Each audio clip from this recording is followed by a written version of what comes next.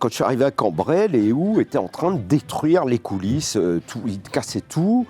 Et donc j'arrive en disant bonjour, je suis l'interprète.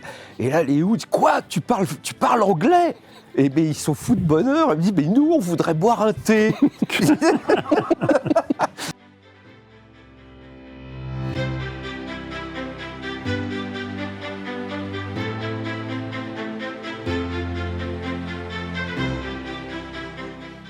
Bonjour et bienvenue dans ce nouveau club Le Figaro Culture où nous allons parler de musique cette semaine et plus spécifiquement de rock puisque nous recevons sur ce plateau son enfant le plus célèbre, Philippe Manœuvre. À 71 ans, il reprend son bâton de pèlerin prêcheur en montant sur scène avec le guitariste Yaël Poupeau pour un spectacle inédit et en publiant un recueil de ses textes parus dans divers journaux mais aussi des inédits.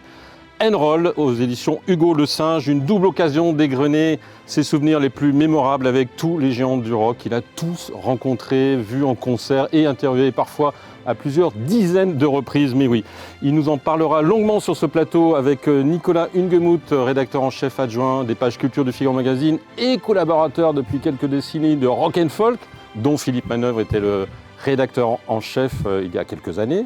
Et Olivier Nuc qui est aussi avec nous, Olivier Nuc, journaliste culture au Figaro, dont le palmarès d'interviews de stars du rock commence aussi à se remplir considérablement. Mais on commence avec vous, Philippe Manœuvre, avec le boss, l'homme qui a fait découvrir et aimer le rock à des générations d'enfants, de préadolescents, d'adolescents et d'adultes, avec notamment vos articles dans Rock and Folk, on l'a dit, et Métal Hurlant, mais aussi vos émissions télé, évidemment, Sex Machine dans Les Enfants du Rock, avec Jean-Pierre Dionnet qui était assis là il y a quelques mois pour parler de Métal Hurlant et d'un bel anniversaire. Et vous faites tellement partie du paysage du rock qu'on finit par se demander si vous n'êtes pas tombé, vous aussi, tout petit dans la marmite. Votre initiation, alors vous êtes né en 1954, l'année de l'explosion d'Elvis Presley, les premiers Elvis Presley. Comment vous êtes-vous vous-même initié au rock? Qui vous a initié au rock? Comment vous êtes-vous initié au rock? C'était la culture ambiante. Voilà, on allait au lycée, on discutait, on essayait d'en savoir plus. On n'était pas à un clic de tout. Hein. Alors là, je dois dire, donc c'était à la fois une rumeur. Il y avait des, moi j'avais 14 ans, je connaissais peu de choses. Mais il y avait des grands qui nous avaient pris en pitié au lycée de Châlons-sur-Marne, qui est devenu Châlons-en-Champagne. Et un jour, il y a un grand qui m'a amené Electric Ladyland de Jimi Hendrix, parce que je lui avais avoué que je n'avais jamais entendu cet album. Il m'a dit « Écoute ça, tu me le ramènes dans 2-3 jours ». Voilà, donc ça se faisait comme ça, la culture se faisait comme ça, on grappillait des bouts, on lisait Rock et Folk et Best, bien sûr. On essayait d'en savoir plus sur cette musique fabuleuse. Parce qu'à l'époque, il n'y a pas évidemment Internet, donc c'est des échanges, des achats d'albums. Il y avait déjà les compilations cassettes ou pas? Enfin, et les copains qui faisaient des cassettes qu'on donnait aux autres? Pas encore. Ouais. Vraiment, à l'époque, la culture, c'est le 45 tours. Alors, on a à peu près 5 francs d'argent de poche tous par semaine, et un 45 tours, miraculeusement, coûtait 4 francs 80. Donc, ça semblait une destination immédiate. Et moi, un disque par semaine, ça ne me suffisait pas. Donc, je convainquais mon petit frère. Je disais, moi, je vais acheter ça. Et toi, ça serait bien que tu prennes ça aussi. Voilà. Donc, et vos premiers 45 tours, vous en souvenez précisément? Oui, c'est les Equals, un morceau qui s'appelait Baby Come Back en 1968. C'était numéro 1. Un groupe mixte, racialement mixte. Voilà, c'était un groupe où il y avait des blacks et des blancs. Eddie Grant, qui allait faire carrière après, c'était lui le chanteur des Equals. Et le morceau était repris par les Clash. Ouais, voilà. Et c'était un groupe, enfin voilà, qui faisait du faux Rolling Stones. J'adorais ça, quoi. C'était très dansant. J'aimais bien les Who, j'aimais bien les Rolling Stones, les Beatles. Enfin, on baignait dans cette culture. Mais il y avait des surprises régulières, quoi. Je me souviens d'un copain arrivant au lycée avec le premier album de Cream, et il dit vous n'allez pas le croire, sur le dernier morceau qui s'appelait Toad, le crapaud, il y a un solo de batterie. Et on va tous à la salle des élèves et on écoute ce solo de batterie qui durait 6 minutes. On n'entendait que blablabla. On était tous là, hagards. On n'avait jamais entendu un solo de batterie de notre vie. Voilà. Et c'est ça qui vous donnait aussi envie d'en jouer, de la batterie? Oui, parce que... Et puis la musique était formidable, la musique était grandiose. Elle passait à la radio, cette musique. C'est la musique des groupes de rock des débuts. Et étrangement, que ce soit les Kings, les Who, les Stones, ça passe à la radio. Let's Spend the Night Together, c'était radiomical, quoi, ça passait bien. Donc on n'était pas dans une culture underground encore, pas encore. Et dans Rock et Folk, on nous annonçait, attention, vous allez voir, il y a un groupe qui s'appelle Frank Zappa et les Mothers of Invention. Donc on lisait ça, alors on y pensait, on avait le temps d'y penser, puisqu'on n'était pas à un clic de tout. On se disait à quoi ça peut ressembler cette musique, mince, ils ont un saxophone. Bon, puis après on trouvait un copain qui avait le disque. Donc le mercredi ou le jeudi après-midi, on allait chez ce copain, on l'écoutait, ouais d'accord. Après ça changeait un peu notre vision. Enfin, c'était un monde magique. Et le moment où vous avez eu envie de devenir rock critique, d'écrire sur le rock, c'est quand vous êtes arrivé à Paris ou déjà à l'époque en lisant Rock et Folk, vous avez envie d'écrire ? Tout de suite, en lisant Rock et Folk, j'étais passionné. Il y avait Philippe Paringot qui écrivait un peu comme Chateaubriand. Et, c'était Alors, il parlait de choses radicalement nouvelles, mais il écrivait avec une plume très 19e siècle, très littéraire. Donc c'était assez fascinant. Puis après, il y a des gens qui sont mis à électrifier un peu le propos. Donc très vite, oui, je me dis, dans mon spectacle, je me dis, je suis bon en rédaction, je pourrais devenir l'historien du mouvement, mais c'est un peu ça, voilà. Ouais. L'historien, d'ailleurs, je vous propose de regarder un petit peu quelques extraits de ce spectacle, Un enfant du rock raconte, qui s'est donné au Théâtre de l'Œuvre à Paris et qui va bientôt revenir à partir de septembre dans toute la France. Salut, c'est Philippe Manœuvre. Hey, vous voulez voir ça? On y va!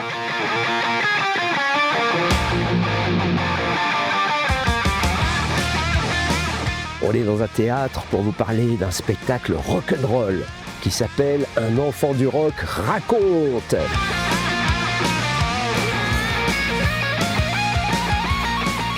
Et on vous raconte les aventures d'un jeune garçon lancé sur les routes du rock'n'roll.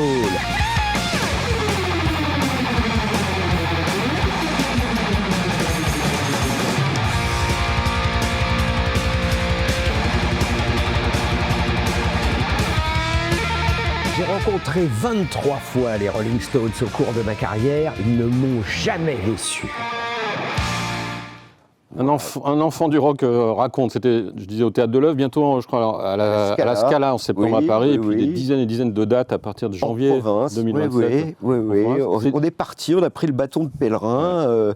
Avec Yael Poupeau, donc. Avec Yarol Poupeau. Alors Yarol Poupeau, c'est un guitariste qu'on connaît bien, parce qu'il a été il est toujours le guitariste de FFF, la Fédération Française du Funk, avec Marco Prince, et il a également été le guitariste de Johnny Hallyday pendant les 10 dernières années. Son directeur musical, même. Et oui, le directeur musical et lead guitare en plus, il faisait tout, tu vois. Donc, oui, Yarol, alors tout de suite, quand il a entendu parler de la rumeur, comme quoi il pourrait que je prépare un spectacle, il m'a fait savoir que lui, il était là, il était totalement partant, il avait envie de s'impliquer dans une aventure de théâtre rock. Et ce qui m'a fait un plaisir immense, parce que ça changeait un peu, être tout seul sur scène, ça aurait été un peu triste, alors que d'avoir un guitariste rock qui joue les morceaux, qui les interprète, même comme une petite virgule, rendez-vous compte, je vais rencontrer Lou Reed qui a écrit Sweet Jane, et hop, Yarol est là, il fait un peu le riff de Sweet Jane. Tout le monde sait de quoi on parle, voilà, il y a une communion dans la salle, enfin franchement, pour l'instant on n'a fait que des salles pleines, je dis ça, c'est pas pour me vanter, mais parce que ça fait vraiment plaisir. Et en plus il sert des cocktails. Oui, et en plus, voilà, au milieu, on a improvisé une nouvelle configuration. Quand je parle du cocktail inventé par Serge Gainsbourg, le Scorpion, Yarol le fabrique, et on distribue une vingtaine d'heureux spectateurs, les Scorpions, et ça a changé, ça crée un lien immédiat avec le public, voilà. Olivier, j'ai vu le spectacle avant le cocktail, donc avant, t'as pas eu droit au cocktail. Ah oui, il faut revenir. Non, c'est génial ce spectacle parce que pour moi, Philippe, c'est un super-héros parce que j'avais 8 ans à l'époque des Enfants du Rock et je traînais tard le samedi pour regarder. Et c'est vrai que je pense qu'on fait tous ce métier grâce à Philippe, parce que moi, quand on me demande ce que je fais comme métier que les gens ne savent pas, je dis je fais le même métier que Philippe Manœuvre. Ah oui, d'accord, mais toi, on ne te connaît pas. Je dis voilà, c'est un peu l'idée. Donc c'est quand même, c'est la source, voilà. Écoutez Philippe. Alors moi, le bonheur, c'est que les anecdotes, vu qu'on a fait des déplacements ensemble, des interviews, etc., j'en connais pas mal, mais c'est vrai que pour les gens qui ne sont pas dans le métier, c'est savoureux. Surtout, moi, ce que je trouve très touchant, c'est les anecdotes au début, parce qu'on s'aperçoit que la France et le rock, ça fait 4 au début. Oui. C'est-à-dire que l'anecdote avec les Who qui réclament du thé un dimanche dans une ville de province, Nord, c'est extraordinaire. C'est inimaginable aujourd'hui. Mais c'était la France des années 70. Mais ça, c'est parce que vous parliez anglais, vous avez réussi on m'a demandé, quand ils ont découvert à RTL, où je faisais un stage, que je parlais anglais, personne n'était là pour partir en tournée avec les Who. Tout le monde avait... Enfin, Jean-Bernard Hébet aurait pu le faire, mais il avait son émission quotidienne, etc. Donc, à un moment, ils m'ont utilisé comme un peu une roue de secours, voilà, un interprète... J'ai vécu des moments que... Mais il faut raconter, parce qu'ils étaient en train de tout casser quand vous êtes arrivé. Oui, voilà, quand je suis arrivé à Cambrai, les Who étaient en train de détruire les coulisses, ils cassaient tout. Et donc j'arrive en disant bonjour, je suis l'interprète. Et là, les Who disent quoi, tu parles anglais? Et bien, ils sont fous de bonheur. Ils me disent mais nous, on voudrait boire un thé. Et ça fait 2 heures et à l'époque, franchement, les techniciens qui étaient là, ils disaient could we have a cup of tea? Le gars il disait moi je suis français, je parle pas. Ils s'en allaient. Alors, les godons là-bas, ils m'ont parlé, moi j'y comprends rien. C'était comme ça, vraiment. Il y avait parler anglais, c'était très très rare. Donc ils étaient énervés parce qu'ils n'avaient pas leur thé. Bah oui, parce que depuis 2 heures de l'après-midi, ils étaient un peu capricieux aussi. Les Who étaient quand même des stars. Ils jouaient devant quelques milliers de personnes à Cambrai, et puis ils allaient faire un tour de France qui était complet. Ils jouaient dans 6 villes, Lyon, etc. Et il n'y avait pas de thé, il n'y avait pas de catering, il n'y avait rien. Enfin, c'est les débuts. J'ai revu récemment une jeune fille qui était au concert à Cambrai, qui m'a dit, et vous racontez pas, j'y étais, j'ai vu quand la sono vous est tombée dessus, parce que j'étais dans les barrières entre la scène et le public, et c'était tellement les débuts qu'à un moment, la sono est tombée. Et quelqu'un m'a tiré, et il y avait eu des énormes trucs en bois, là, ces énormes baffles qui est tombé du haut de la scène. Mais c'était vraiment les débuts du rock. C'était rock'n'roll, en fait. Voilà, c'était incroyable. On avait un accès total, ça n'intéressait personne. Hein. Il y avait les Who qui jouaient, il y avait le journaliste de Best et le journaliste de Rock et Folk. Enfin voilà. La grande presse, il y avait François qui était anti-rock. Je me souviens quand Led Zeppelin avait fait son premier concert, le chroniqueur de François avait parlé des cris de négresse en chaleur. Ah oui, quand même. De Robert Plant à l'Olympia. Donc oui, bien sûr. Enfin voilà, c'était. Et puis toute la grande presse écrivait mal les noms des artistes. C'était toujours Mike Jagger, écrit comme les montres Jagger, J-A-E-G-E-R. Alors nous, ça nous remplissait. On n'était pas contents. On disait respecte pas notre musique. Ils sont même pas capables d'écrire Mick Jagger et ils nous jugent. Et donc on voulait créer quelque chose d'alternatif pour les gens qui aimaient cette musique. Voilà, on se disait on pourrait faire un journal et on a essayé de bonifier Best, Rock et Folk, on avançait les deux, on devait être rivaux, mais en fait on était très copains. Moi, il y a une anecdote que je trouve assez intéressante, c'est que Philippe, qui est devenu l'un des 2 ou 3 journalistes stars de Rock and Folk jusqu'à ce qu'il s'en aille, est quand même rentré dans ce journal en envoyant quasiment une lettre d'insulte au courrier des lecteurs. Parce qu'ils avaient mal parlé d'un album des Stooges. Je crois que c'est François Ducret d'ailleurs qui avait fait l'article. Oui. Mais il n'avait pas mal parlé, mais il disait que c'était un disque moyen. Oui, il l'avait. Voilà, il disait c'est un disque normal. Donc, le courrier des lecteurs était très important et comptait plusieurs pages. Et en fait, il a commencé grâce à cette lettre. Voilà, j'ai envoyé une lettre en disant « Ouais, vous avez rien compris, c'est un album fondamental. » Enfin, franchement, comme on peut envoyer des courriers à 17 ans, tu vois, où on s'énerve. Et ça a été publié et il y avait une réponse du rédacteur en chef. Ce qui n'était jamais arrivé. Il y avait eu 0 fois une réponse. Donc normalement, tu vois, on envoyait une lettre, elle était publiée, on l'a montrée au lycée, il y avait notre nom en dessous. Et là, j'avais une réponse. Le rédacteur en chef, choqué, disait « Mais enfin, vous délirez, et puis vous manquez d'humour. » Voilà, et c'est ça que j'ai retenu. Vous manquez d'humour. Je me suis dit « Attends, tu vas voir, je vais en acquérir. » Vous êtes bien rattrapé depuis. J'essayais de me rattraper, voilà. Nicolas, parmi les nombreuses anecdotes que raconte Philippe Manœuvre, il y en a une ou deux qui vous ont plus particulièrement marqué. Celle des Houes est quand même assez formidable. Après, on a une, bon, je ne sais pas si on peut trop la raconter, mais où il se transforme, contraint et forcé, d'acheter de la drogue douce pour Keith Richards des Rolling Stones, et qui traverse tout Paris pour faire un aller-retour. Ah, mais il ne faut pas trop dévoiler les anecdotes. Non, on ne peut pas les dévoiler, parce que j'essaye de faire Homer, quoi, de faire le conteur du rock. Je crée une ambiance, un feu de cheminée mental. Yarol m'aide à faire monter la sauce. Et voilà, après, on est dans une atmosphère intime, parce que les gens me connaissent depuis 40 ou 50 ans, quand même. Hein. Il y en a qui me connaissent depuis les premiers articles de Rock et Folk, comme Nicolas, comme... Olivier, et après il y a des gens qui m'ont découvert aux Enfants du Rock dans les années 80. Après il y a des gens qui m'ont... Après j'ai été à Canal Jimmy, je suis resté 10 ans. Il y a eu la radio aussi. 10 ans, il y a eu la radio, France Inter. Je fais du rock dans les années 80. Après, j'ai continué. Hein. J'ai fait presque toutes les radios de France, de Oui FM à RFM, en passant par Europe, RTL, France Inter. J'ai un peu tout fait. À chaque fois, bon, voilà, je me disais, voilà, les forces de la joie sont là. J'ai l'impression que vous êtes toujours enthousiaste à chaque même nouveau mouvement de rock qui arrive depuis les années 70. Bah, c'est très intéressant, quoi, parce que c'est les mouvements. C'est vrai que Eddie Mitchell a une théorie là-dessus. Il dit le rock'n'roll, c'est le train électrique commun. C'est un jouet pour tout le monde, que tout le monde s'amuse avec. Le seul truc, personne n'a le droit de casser le jouet. Il faut que le jouet continue à tournicoter. Puis après, les jeunes générations, elles le repeignent comme elles veulent, le jouet. Si elles le voient rose, fuchsia, avec des pois noirs, ben allez-y les gars, si ça roule, c'est bon. Et les mouvements de jeunesse sont longtemps passés par le rock'n'roll.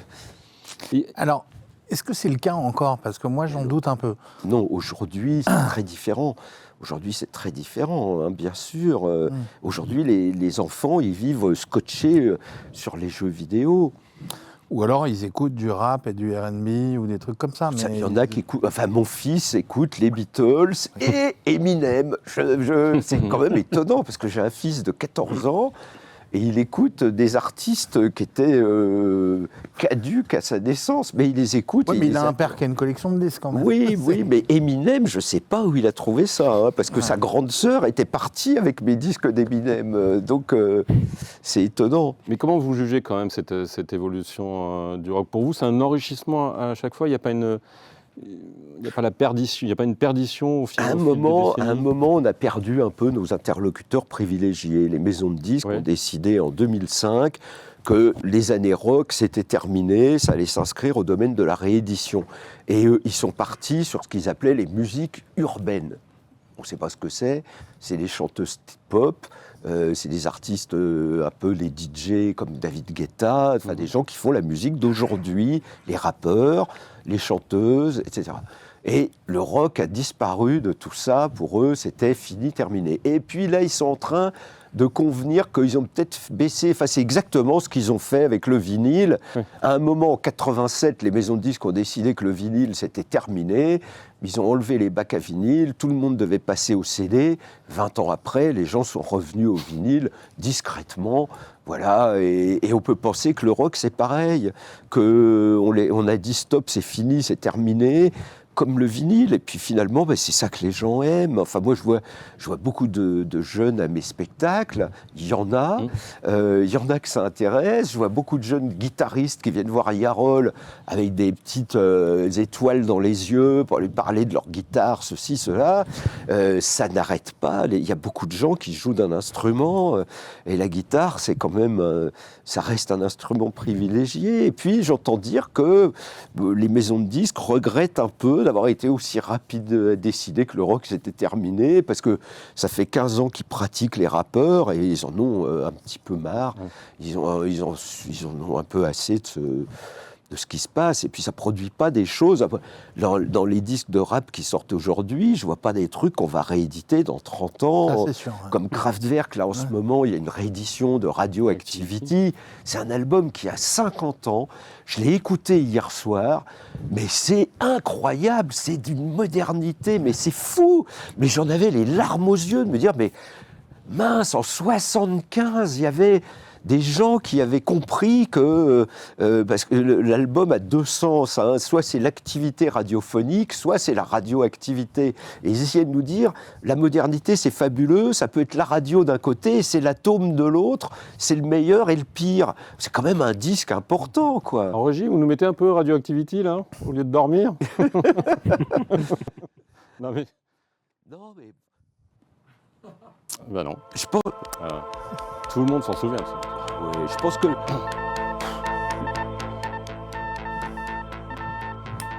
Un petit coup de morse au début, et puis il y a toutes ces voix étranges, et puis ça se finit sur une espèce de ballade totalement bizarre, comme on pourrait... Franchement, c'est des disques incroyables, mais ça c'est un disque, on en a 1000 des disques aussi. Et qui a été réédité d'ailleurs plusieurs fois, notamment après Tchernobyl. Voilà, il vient d'être réédité encore pour les 51 ans du disque cette année, et c'est des chefs-d'œuvre. Franchement, Kraftwerk, ils en ont 3 comme ça, hein, Autobahn, Radioactivity, The Man Machine. Enfin, tu te dis, ça c'est un groupe, mais on en a. Et donc, je me mets à la place des enfants d'aujourd'hui. C'est magnifique, c'est un coffre au trésor avec le trésor des pirates, quoi. Et Kraftwerk, pour moi, c'est un des groupes les plus influents de l'histoire, juste après les Beatles, au fond. C'est tout un pan de. Alors c'est intéressant sur le rock, moi je vais beaucoup au festival et pendant des années on a vu des chanteurs ou des rappeurs avec des téléphones portables en accompagnement ou des ordinateurs. Et là quand même depuis 2 ou 3 ans, il y a un retour des instruments joués. Il y a toute une scène, moi je suis allé voir la semaine dernière à Paris les Dynamite Shakers. Oui. Ils ont 22-23 ans, ils ont un super son, ils ont les chansons, ils ont l'attitude. Il y a une fille à la basse comme dans les Pixies ou les Talking Heads. Ils ont le truc, il y a quand même et c'est Lionel Liminianas, d'Eliminianas qui les produit, donc moi je sens quand même que ça frémit, il y a des gamins qui se réapproprient le truc. Il y a les Molotov. Oui, bien sûr. Les Molotov, moi, alors franchement... On va en parler plus tard, Philippe. Bon, d'accord. Dans les coups de cœur. Vous dites dans votre livre, que je conseille à tous, Errol... Unroll. Parce qu'il y avait sorti un livre qui s'appelait Rock. Oui. Donc là, c'est Unroll. Si vous mettez les deux dans la bibliothèque, normalement, ça fait sens. Vous dites que le rock est un art à la fois populaire et élitiste. Il va falloir nous expliquer ça quand même. Populaire, parce que quand ça fonctionne, il n'y a pas de limite. Les Beatles, les Stones, c'est des gens qui ont vendu 250 millions d'albums. C'est complètement incroyable, c'est énorme. Voilà, donc ça peut être d'une popularité incroyable. Mais c'est toujours un peu, il y a toujours cette volonté qu'on a tous, qu'ont tous les adolescents, de trouver un groupe qui ne correspond qu'à nous et qui montre qu'on est des dandys de l'an 3000 parce qu'on connaît. Enfin voilà, tous les critiques en ont joué. Hein, c'est magnifique, c'est la révélation. Attendez, j'ai trouvé mieux. Alors, c'était quoi vos révélations, vous ? Moi, c'était les Stooges. C'est un de vos premiers articles en plus. Oui, c'est la première lettre que j'ai envoyée, c'était les Stooges, mais c'était un groupe mort. En 74, je me dis voilà, c'est fini, ils ont arrêté. Ouais. Je rappelle, c'est le premier groupe d'Iggy Pop. Ouais, voilà, c'est le premier groupe d'Iggy Pop. Voilà.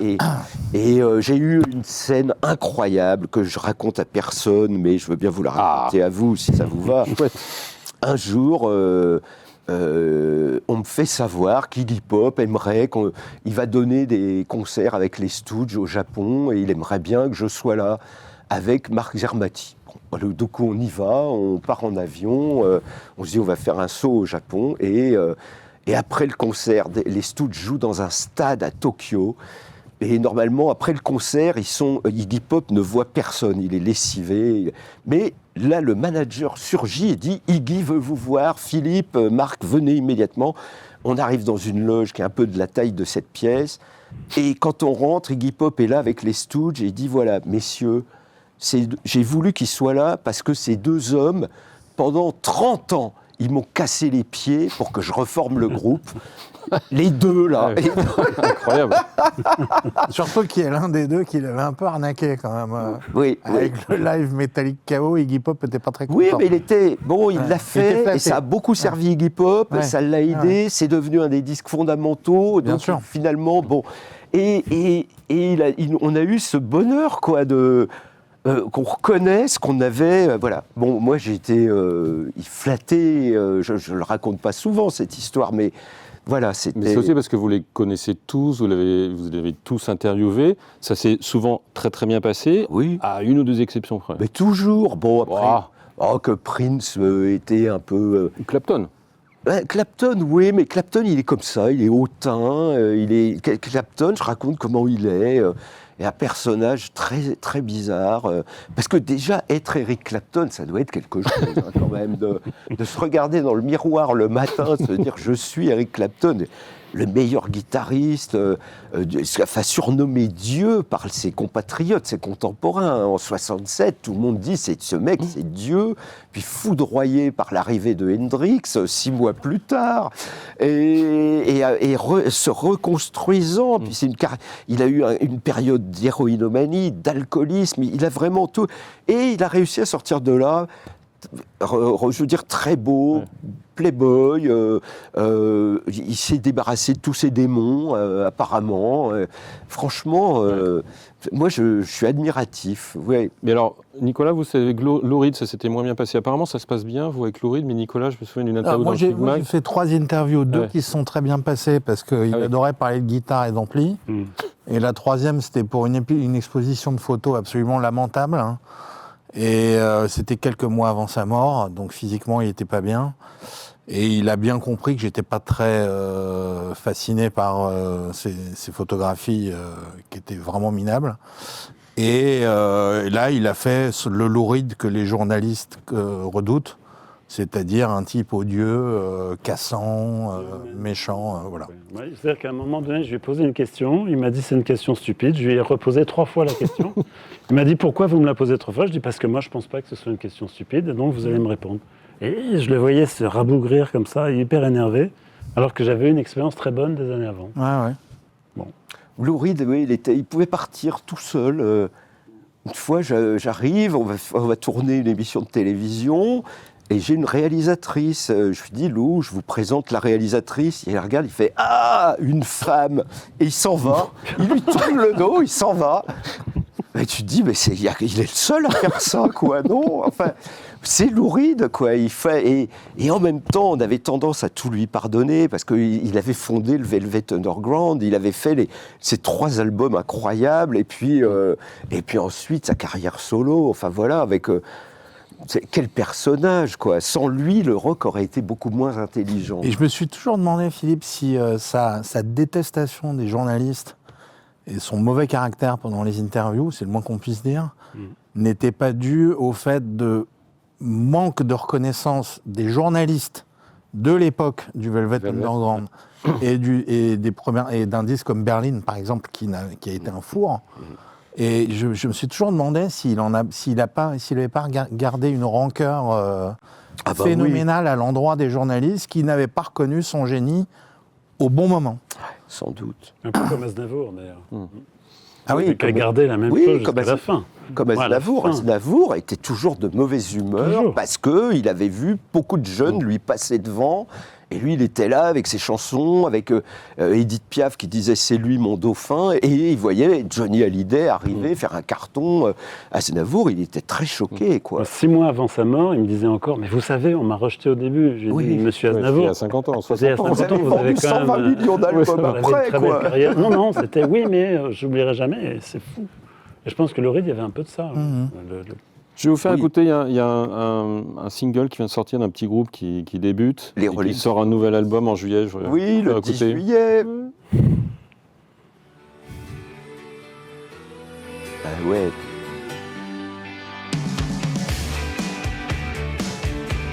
La vieille machine qui se remet en marche. L'Open de Sol.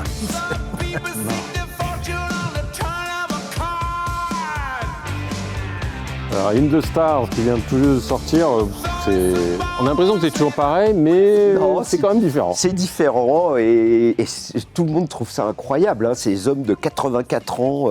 C'est vrai qu'ils ont 200, c'est 47 ans à eux trois, je crois. Tu te dis, mais c'est quoi cette histoire?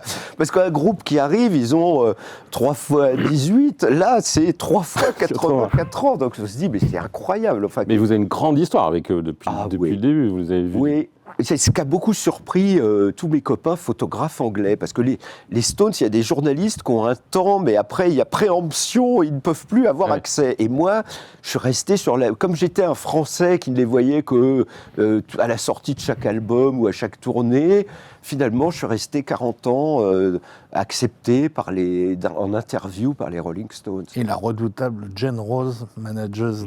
Et la manageuse. Ils mettaient des barrières. Oui, bien sûr, parce qu'elle était là pour défendre son artiste. Elle avait un peu peur, bien sûr. Quand elle voyait les grandes amitiés démarrer, les managers sont toujours très inquiets. Ils se disent, oh là là, ce journaliste, qu'est-ce qu'il va nous faire? Mais Jagger, moi j'ai constaté, Jagger adore la France, il adore les journalistes français. Moi, il m'a convoqué un jour pour une interview. C'est le monde à l'envers. Normalement, on réclame Mick Jagger. C'est Natasha Brett qui me dit « Mick Jagger veut vous parler. Il a adoré votre papier d'il y a 6 mois sur le groupe. Il voulait me rencontrer pour... C'est quand même fou. C'est qu'il nous lie tous. » Vous les avez vus changer quand même un peu ou pas du tout? Moi, je crois qu'ils ne changent pas. C'est ça leur force. Voilà, ils restent c'est des musiciens, c'est des gens qui restent... tels qu'ils étaient, quoi, des gamins découvrant le monde, et entre eux, ils rigolent, ils s'amusent. Et ils sont curieux des autres, enfin des autres groupes, de ceux qui apparaissent. Ils ne seraient pas restés les Rolling Stones s'ils n'avaient pas été curieux de ce qui se passait autour. À un moment, il y a une grande compétition, une grande rivalité entre Led Zeppelin, les Who, les Stones. Quand les Beatles ont dit on arrête, les managers de Led Zeppelin, les Who et les Stones ont dit c'est votre heure, c'est le moment. Ouais. Et là, il y a c'est là où ils sortent les Who sortent Live at Leeds, les Stones sortent Sticky Fingers et Exile on Main Street, Led Zeppelin sort le 2e album et le 3e, et on se dit mais c'est dément. Bah oui, tout le monde a des ailes qui poussent en se disant et ce qu'ils ne savent pas, c'est que les Beatles ne sont pas morts, va y avoir les anciens Beatles qui vont faire des disques, et c'est eux qui vont garder la main finalement sur la musique. Et d'ailleurs, je crois que dans le nouvel album, il y a McCartney qui... Oui, alors il y a beaucoup de collaborations. Moi, j'ai été un petit peu stupéfait qu'ils annoncent une collaboration avec Stevie Wonder sur l'album précédent. On entend Stevie Wonder faire cling, cling, cling. Oui, il y a 3 notes. 3 notes. Moi, je suis très curieux d'entendre Robert Smith. En plus, ce qui est extraordinaire, Robert Smith c'est que Jagger dit qu'il n'avait jamais rencontré Robert Smith dans les chœurs. C'est fou, Robert Smith, The Cure, ça fait 50 ans qu'ils sont là, 67, ils se sont jamais croisés. Ben non, parce que c'est pas la même musique. Ils font pas la même musique, ils n'ont pas du tout les mêmes circuits. Mick Jagger, c'est le swing in London, c'est une autre époque. Oui, mais il sort les Cure, c'est 20 ans après, c'est les gothiques, c'est la Batcave. C'est 2 mondes totalement qui peuvent se croiser de temps en temps. Par exemple, c'est des groupes qui peuvent faire à Hyde Park, faire 70 000 personnes payantes dans Hyde Park, les Cure, les Stones. Donc à un moment, ils sont à une hauteur stratosphérique, ils se reconnaissent, quoi. Voilà. Oui, mais ça ne veut pas dire qu'ils se rencontrent forcément. Voilà, ils auraient pu se voir des concerts des bandes aid ou des choses comme ça n'est jamais arrivé. Les bébés rockers, vous les avez beaucoup soutenus il y a une quinzaine d'années. Qu'est-ce qu'ils sont devenus ? Alors, j'en vois qui travaillent dans la musique classique. Gustave Nast fait des musiques de films. Il réussit des musiques de films, de défilés, de mode. Il réussit très très bien. Il y en a qui sont devenus enseignants. Moi, je les connais. Il y en a qui est devenu rabbin. Oui, il y en a un qui est... Oui. Mais il n'y en a pas beaucoup qui continuent dans le rock, en fait. Peu, mais ils continuent à faire des petits groupes et à s'amuser entre eux. Par exemple, il y a des groupes comme les Prostitutes, ils se réunissent une fois par mois, ils jouent, ils se voient toujours. Franchement, la musique, ça leur parle. Et il y en a qui participent au Rock in Mill. C'est là où j'en revois le plus, évidemment. Explique un petit peu ce que c'est. Le Rock in Mill, on avait fait ça en 2019 et 2022 au Stade de France. On met 1000 musiciens sur la pelouse. Et donc il y a 340 batteurs, 280 bassistes. Je crois qu'on a des images d'ailleurs. Olivier Luc à la guitare, avec au milieu de la... Il y avait un bassiste du Parisien. Éric Bureau. Éric Bureau, voilà. Et donc ça, c'était des expériences folles. Ouais, c'est toujours... On va peut-être en refaire un en 2025. Toujours avide d'expériences nouvelles. C'est ça l'esprit rock en fait. C'est bien toujours, sûr, voilà, c'est de voir où on peut aller avec cette guitare électrique. Ici, il y a des endroits où on n'a jamais mis les pieds. Enfin, cette aventure au Stade de France, c'est incroyable. C'était vraiment une belle aventure. Nicolas ? Moi, oui, alors là, je vais poser la question qui va fâcher Philippe. Dans tous les genres musicaux, que ce soit la musique classique, le jazz, évidemment, et le rock, il y a eu des grands inventeurs, des grandes avancées en avant. Il se trouve qu'il n'y en a plus vraiment... il n'y a pas de nouveau Jean-Sébastien Bach dans la musique classique, il n'y a pas de nouveau John Coltrane dans le jazz. Et j'ai pas l'impression que dans le rock, il y ait des nouveaux artistes qui fassent avancer les choses, comme les Beatles, les Stones, Bowie, Dylan et une vingtaine d'autres. Hendrix, évidemment, ont fait avancer les choses dans une période finalement assez courte, c'est-à-dire de la fin des années 50 au début des années 80, à la fin des années 70. Et là, je ne veux pas dire que tout est mauvais, mais il y a des trucs qui sont sympathiques, mais on a l'impression qu'il n'y a plus de création depuis 40 ans, vous dites. Et d'innovation, quoi. C'est parce qu'on a admis la nostalgie. Oui, moi, quand je suis arrivé dans le rock en 1973, 74, mon premier article, voilà, dans Rock et Folk, et donc je me souviens de discussions avec le rédacteur en chef de Rock et Folk, qui me disait la nostalgie n'a pas sa place ici. Les groupes de rock sont censés aller de l'avant, découvrir des nouveaux territoires, chercher des nouveaux océans à explorer. Bon, et puis à un moment, la machine s'est arrêtée, cassée. Et aujourd'hui, on recolle les morceaux et on est en train de repartir avec les petits talents qui veulent bien, les Liminanas, les Molotov, des petits gros des talents qui se rassemblent. Il y a quelques grands anciens qui sont toujours là. On a subi un coup terrible. Mais est-ce que tout n'a pas déjà été inventé ? Oh non. Mais à ce moment-là, la musique classique se serait arrêtée au elle s'est arrêtée. Il y a un peu de création contemporaine quand même, ça existe. Non, il y a eu énormément. La musique classique, ça a duré 4 siècles. Oui. Alors nous, le rock, là, pour l'instant, on a 70 ans au compteur. C'est pas 4 siècles, c'est même pas un siècle. Il peut y avoir une résurgence créative. D'un jour à l'autre, il peut arriver un groupe qui fascine la planète, c'est une possibilité. Le problème, c'est si tous les groupes qui ont fasciné la planète, il y avait un gamin magique, ce que j'appelle le gamin magique, que ce soit Kurt Cobain, Johnny Rotten, enfin un gamin qui fascine les foules. On regarde des photos, on se dit mais comment Michael Jackson était un gamin magique, des gens qui fascinent les foules, mais il faut signer énormément d'artistes pour qu'il y ait un gamin magique quelque part. Mais Cobain a été le dernier, c'était il y a 35 ans. Ouais, après il y a eu Amy Winehouse, pour moi, qui était fabuleuse, qui était extraordinairement, mais moi j'ai vu Amy Winehouse chanter avec les Stones à l'île de Wight, mais j'avais les larmes qui coulaient, c'était un moment de bonheur, et autour de moi, plein de gens étaient dans le même état c'est une stupéfaction artistique extraordinaire. Il paraît d'ailleurs que les Stones reprennent, il paraît que les Stones reprennent une de ses chansons sur leur album. Ouais. Mais Nicolas, là, pour abonder l'ensemble de Philippe, le rock, quand il est arrivé, il n'est pas créé ex nihilo. Vous-même pointez très souvent des reprises de blues des années 20-30 totalement inconnues. Donc lui-même s'est inspiré de musique préexistante. C'est un mélange de blues, de country. Après, il y a des régionalismes. Il y a quand même le Sud et toute la scène de Memphis qui, de toute manière, avait baigné dans le blues. Et dans le Sud, il y avait aussi les chanteurs de country. Ils écoutaient aussi bien Hank Williams que le B.B. King tout jeune. Mais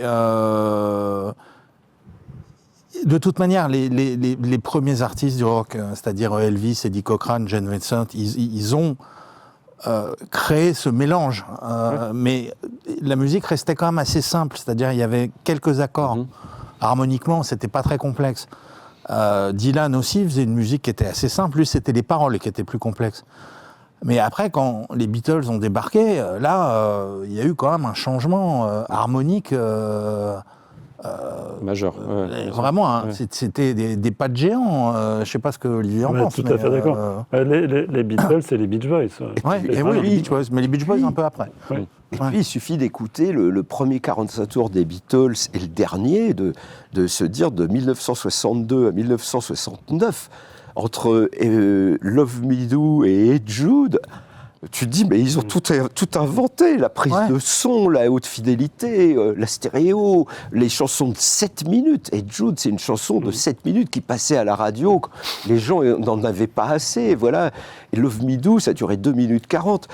Tu te dis, voilà, le chemin parcouru en 7 ans. Oui, c'est incroyable. C'est incroyable. On a vécu quelque chose d'incroyable. Il y a quelques années, il y a un article très, très controversé dans le New York Times, où en gros, le type écrivait « Dans 2 siècles, il restera les Beatles et on considérera que les autres groupes de rock ont été des succès d'année des Beatles. » Alors c'est un peu de la provocation. Oui, et c'est ce que je dis dans mon spectacle. Les Anglais qui ont inventé la pop culture ont une expression là-dessus. En matière de musique, rock, il y a les Beatles et il y a tout le reste. Peut-être que... Sur l'avancée harmonique, en tout cas, c'est assez incontestable. Oui, je pense, oui.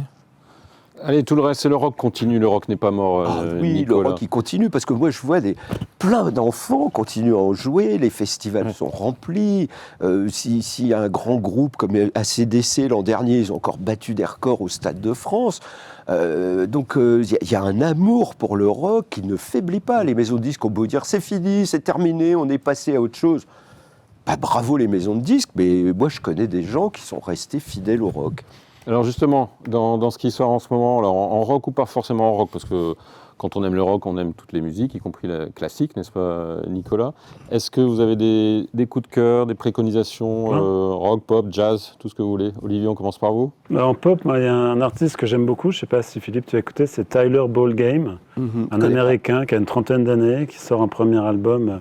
Alors, on est vraiment en terrain pop 60s californienne, avec une voix qui rappelle Roy Orbison. Sa mère était chanteuse d'opéra, et puis des compos qui font beaucoup penser aux Beatles. Mais c'est fait avec une fraîcheur, pas de la naïveté, parce que le type sait vraiment écrire des chansons, mais c'est un disque miraculeux. Enfin, moi, je suis très attaché à cet album. C'est comme si McCartney avait eu un enfant aux États-Unis et qui sortait son premier disque aujourd'hui. Qu'on va pouvoir écouter à Rock en scène, je crois. Et qui sera rock en scène, exact. Ouais, il est passé à Paris, mais moi je n'étais pas là il y a quelques semaines. Il sera rock en scène. Gros talent à mon avis, à surveiller de près. Un deuxième peut-être? Deuxième album, alors je ne pensais pas du tout aimer ça, parce qu'il vient d'un groupe que je n'aime pas beaucoup, qui est les Red Hot Chili Peppers. C'est Flea, le bassiste, qui était trompettiste de jazz dans une précédente vie et qui s'est remis. Bon, c'est pas stricto sensu un album de jazz. C'est un album qu'on va dire un peu jazzy, il y a de très belles choses. Et le miracle, c'est ce morceau, alors qui est une des 6 du rock'n'roll, mais un morceau tellement beau que Bob Dylan a dit que c'était la plus belle chanson jamais écrite, c'est Wichita Lineman de Jimmy Webb. Chanté par Glenn Campbell. Chanté à l'origine par Glenn Campbell et chanté aujourd'hui sur l'album de Flea par Nick Cave. Et c'est absolument, Je suis d'accord. Superbe. Nicolas, le coup de cœur. Alors 2 disques totalement différents. Le premier, c'est Maxwell Farrington et le Super Omar, qui est en fait un duo avec un multi-instrumentiste archi brillant avignonnais qui s'appelle Christophe Vaillant et un chanteur anglo-australien qui habite à Saint-Brieuc. Qui font une musique difficile à résumer, très riche harmoniquement, très orchestrée, très bien produite, avec beaucoup d'instruments. Mais on est dans le rock, dans la pop? Non, c'est plutôt de la pop ambitieuse, un peu. Moi, ça me fait penser à The Divine Comedy, un peu aux Beach Boys de la fin des années 60, à Scott Walker, même à certains morceaux de Bertrand Burgala. C'est-à-dire ce sont des compositions ambitieuses. Et alors, bon, comme je l'ai dit, Christophe Vaillant est très doué musicalement parlant, mais alors, le chanteur a une voix de baryton absolument exceptionnel. Il se promène sur les chansons. Voilà, donc ça, c'est pour les amateurs de pop un peu orchestral. Et l'autre album, c'est tout le contraire. C'est le dernier album des Black Keys. Ouais. Qui reviennent un peu à leurs origines, c'est-à-dire un blues américain du Sud très sale, très primitif, non mais sale dans le bon sens. C'est-à-dire que c'est pas Joe Bonamassa ou le guitariste de blues de base. La plupart des morceaux ont été enregistrés en 2 prises et en direct dans le studio.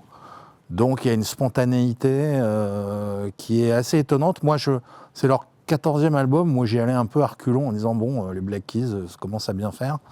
Et en fait, c'est vraiment, je trouve que pour les amateurs de blues authentique, je pense qu'actuellement, on fait pas vraiment mieux. Philippe, quelques coups de cœur dans votre besace. Vous avez moi, les Molotov. Parlé tout à l'heure de Molotov. J'adore ce petit groupe. Alors voilà, typiquement, un jeune groupe anglais qui jouait dans la rue. C'est des enfants, le frère et la sœur. Leurs parents sont coiffeurs. Ils aiment le rock, ils vivent pour le rock. Ils jouaient du rock dans la rue. Aucune maison de disques n'a voulu signer les Molotov. C'est les amplis Marshall qui ont créé une maison de disques pour signer les Molotov et ils les signent. Et les Molotov vont faire une tournée en octobre prochain. Ils seront à Paris. Ils vont faire une tournée en France. Moi, je vois là un méga bon groupe de rock. Ils sont jeunes. La fille à la basse, on n'a jamais vu un personnage pareil sur scène. Elle est exceptionnelle. Ouais, ils sont présentés une grande réputation sur scène. Ils ont fait déjà des centaines de concerts avant même leur premier album. Oui, ça fait 4 ans qu'ils jouaient dans la rue. Voilà. Ouais. Et ils aiment beaucoup un groupe que moi j'adore, les Jam. Voilà, ça s'entend. Et Pete Townshend, le guitariste des Who, tout à fait récemment, il y a 15 jours, a donné une de ses Rickenbacker au guitariste des Molotov en disant « Ils sont sur le chemin, j'aime beaucoup ce qu'ils font ». Il lui a offert une Ricken. Enfin bon, tu te dis, c'est vraiment, c'est magnifique de voir que les anciens, au lieu de dire « Ouais, c'est jeune », non, ils disent « On va les aider » parce qu'ils reconnaissent c'est la même musique, c'est des gamins de la banlieue de Londres qui ont envie de jouer leur musique, quoi.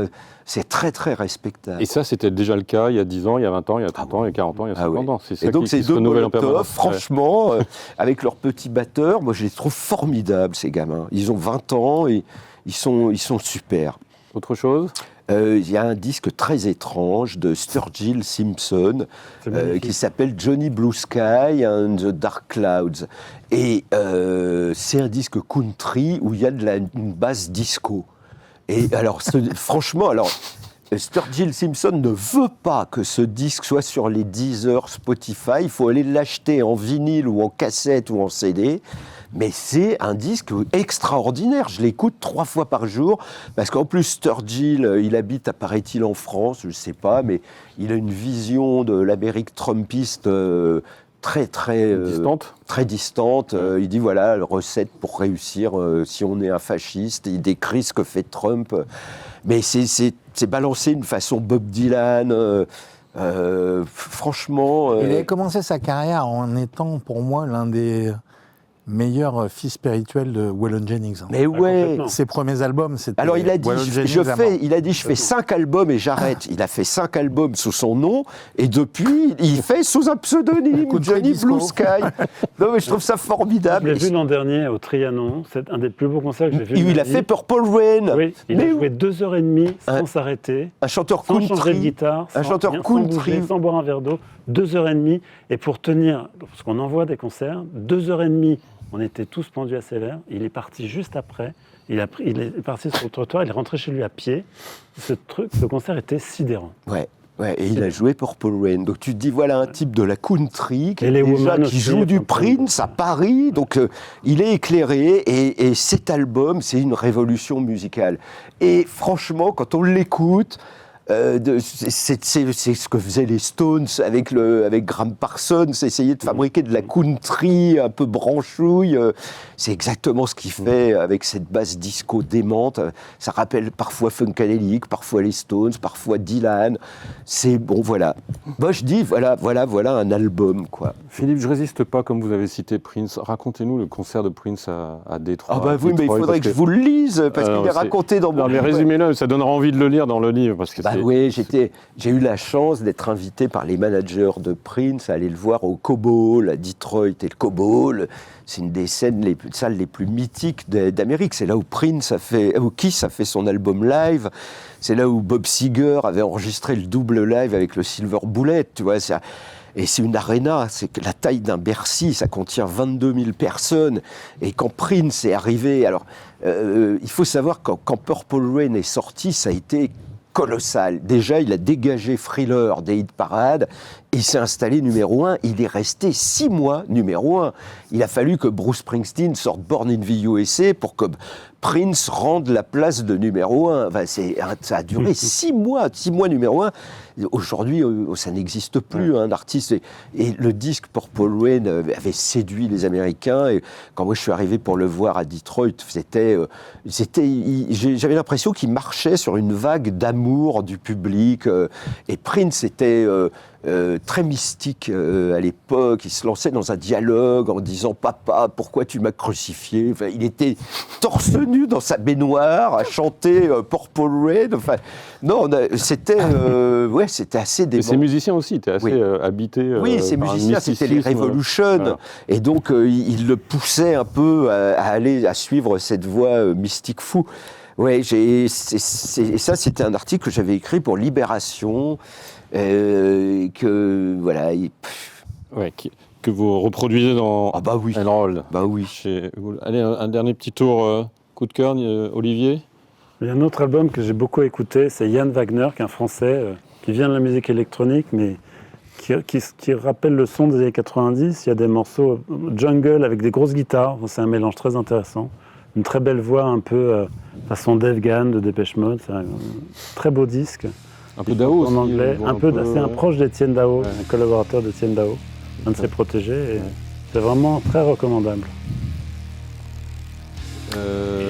Nicolas. Un coffret de jazz qui tourne en boucle sur ma platine depuis 2 ou 3 mois, c'est le The Complete Live at the Plugged Knuckle de Miles Davis, enregistré fin décembre 1965.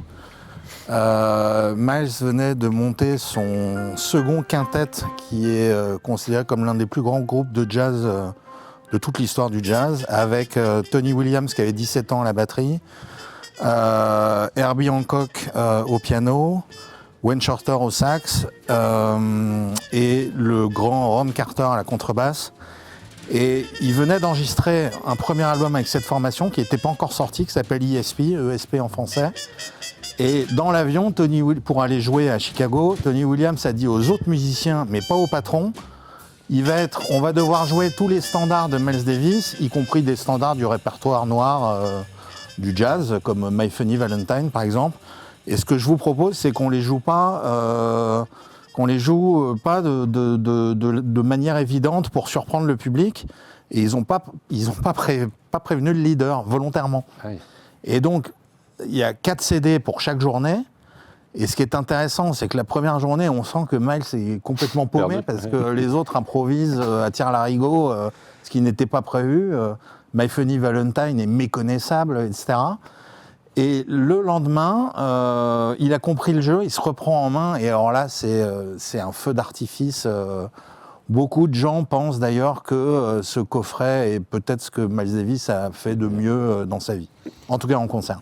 Merci à tous les trois. Merci infiniment, merci Philippe Manœuvre. Je rappelle votre livre Enroll chez Hugo Le Singe et puis Le Singe. J'ai dit quoi, De Singe? Le Singe. Le Singe. Hugo De Singe. Hugo De Singe et non pas Le Singe. Et puis votre spectacle Un enfant du rock raconte qui revient à la Scala donc en septembre et puis des dizaines de dates dans toute la France dans les mois qui suivent. Merci infiniment. La semaine prochaine, on parlera de cinéma. Nous serons à Cannes pendant le festival. D'ici là, je vous souhaite une très bonne semaine et une très bonne soirée.